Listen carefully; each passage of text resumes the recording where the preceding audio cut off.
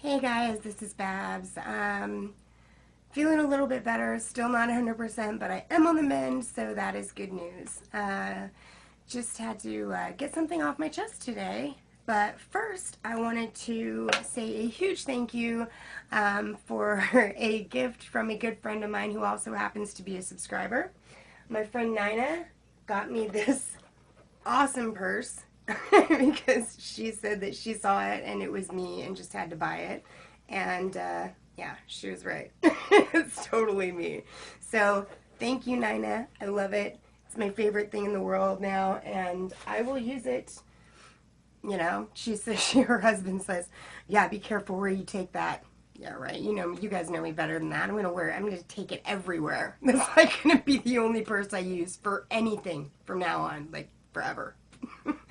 Anyways, so thank you guys for that. I love it. When did people stop trying to better themselves and actually start becoming so self-righteous that they will blame anyone or anything else in the world for their own actions, their own misactions, rather than just saying, I'm sorry, I was wrong? Or if there's no ill intent, just admitting they were wrong. This isn't just a political or a societal issue. It's also a familial one. And that's where our beliefs and values stem from, our families, and how we were raised. You know, I feel extremely blessed and grateful and lucky to have been born into the family that I was born into, you know, but I have to admit that no matter how wonderful my mother was and still is, a lot of my, feelings and opinions on how women should be came from her, came directly from her. And it took me a long time before I finally understood that saying I'm sorry and admitting that I'm wrong about things isn't a bad thing. It doesn't make me feel inferior. It's actually a wonderful thing. It's a great thing to get off my chest, and it makes me feel like a better person, not a worse one. Nobody is always right all of the time. And it feels so good to admit that you're wrong, to honestly apologize and honestly be forgiven, and to honestly forgive. That's another big issue, is people, not letting go of things and not actually forgiving people. When you forgive, you should actually forgive. You shouldn't just hold on to those things forever and ever.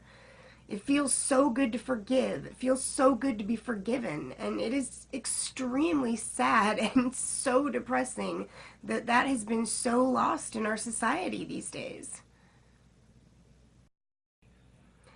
So, one of the reasons that this has been weighing so heavily on my mind is I was recently talking to one of my oldest and dearest friends. Now, she had an extremely unfair, fucked up, and strict childhood. Now, to this day, her father still says fucked up shit about her and her spouse. And I mean, they've been together, her and her husband have been together forever. They have children together, all that stuff. And her father is still so fucked up and horrible when it comes to, her husband and their family, that no matter how calm and collected and respectful my friend is when she tries to, to actually confront her father about how disrespectful and wrong it is, the best she's ever gotten from dear old dad is, I'm sorry you feel that way. And even getting that is like pulling teeth. Now, that's bullshit, because I'm sorry you feel that way is not an apology. That is saying, I'm right and you're wrong, but sorry that I made you feel that way. Now, y'all know me. I mean, I will cut people slack when I don't fully know both sides of an issue. But this is an issue that I definitely know both sides of. I have seen this for years, and this passive aggressive bullshit is beyond ridiculous. You know those people who, no matter how fucked up they are, or how wrong they are, or how many people completely cut them out of their lives because they can't stand them, no matter how much bullshit they pull, or how many people stop talking to them, or how many friends just suddenly disappear from their lives, they're convinced that they are right no matter what, and the entire rest of the world is crazy? Well, my friends' parents are the epitome of those kind of people. Seriously, between the two of them, these people have 5 grown children. And if they're lucky, one of those children might be talking to them at any one given time. Seriously, I'm not exaggerating at all. And it has nothing to do with, to them, it has nothing to do with the fact that they're horrible people, that they talk shit about everybody, and they talk total crap about the people that aren't talking to them, or that they talk shit about everybody who isn't talking to them at the moment in the annual fucking Christmas letter that they send out to everybody they know. No, it's everyone else's fault. Now, for a long time, I was like, how can these people possibly be this way? How can they be so far removed from reality that they don't understand? But thinking about it, no one else talks to them because they're so crazy. So they sit in their house and literally, like, one of them will be like, oh, I bet the reason Susan doesn't talk to us is because her husband is the one who makes her not talk to us. Her husband just makes her talk shit about us and makes lies about us, and that's why she won't talk to us.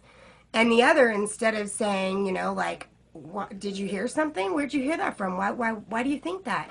No, the other one will just be, you know what? You're absolutely right. That's what's going on. That just gives us more fuel for our hatred. When the fact is that, Susan's husband would never do anything in a million years to stand between his wife and her family, and in fact has many times, encouraged her to try to make amends so that she isn't so heartbroken over the lack of relationship with her father. But no, they would never believe that. They would never see that. It's all somebody else's fault. Now, my poor friend has been dealing with this shit her entire life. I've personally been witnessing it for the last 17 years that I've been really close friends with her. And it's heartbreaking. It's horrible. But the funniest thing about all of this is that the truth of the matter isn't that, anyone's plotting against them. While they're sitting there thinking that the whole world's plotting against them and, thinking about them and thinking of ways to hate them and ruin their lives, the truth is everyone's life is just better without them in it. And it's sad, but it's true. But no, it couldn't be that, because they're such wonderful, magnanimous people that could never be the case, ever. Nobody is plotting anything against these people. The sad fact is that they're not even important enough to their own family to think about anymore. Why would they want to think about them? It's better and easier, and they have better lives when they don't think about them.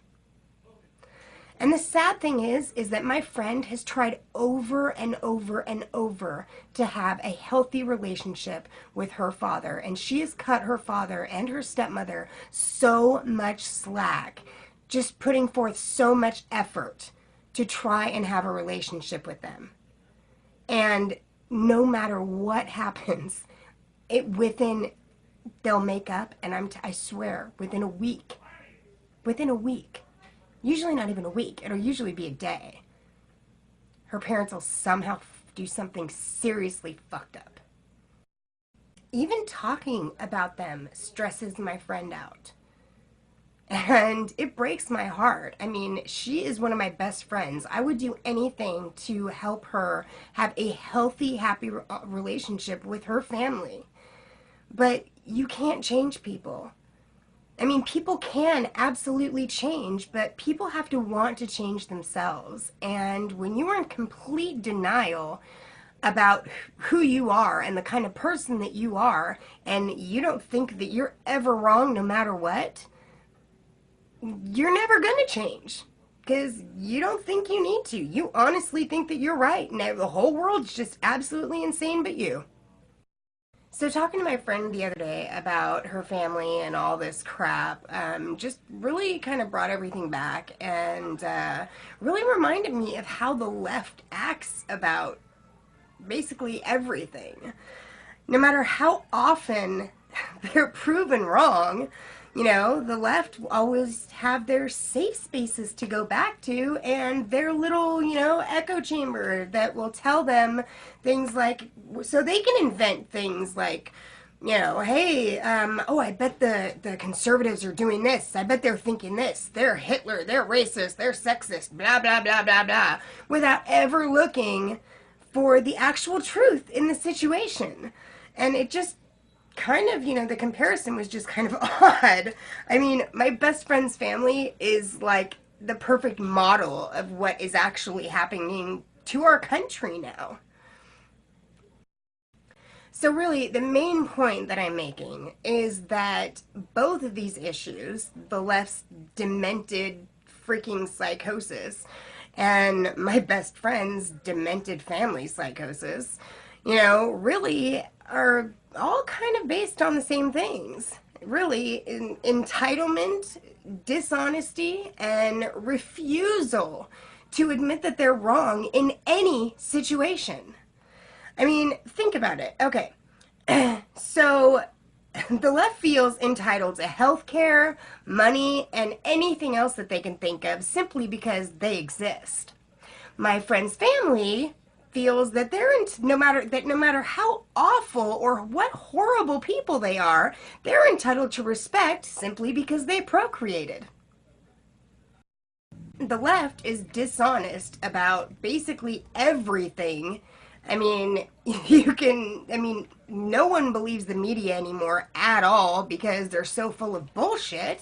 And my friend's family is the same way. They're dishonest about all the bullshit that they make up about their kids to tell the other one kid that could possibly be speaking to them at that moment.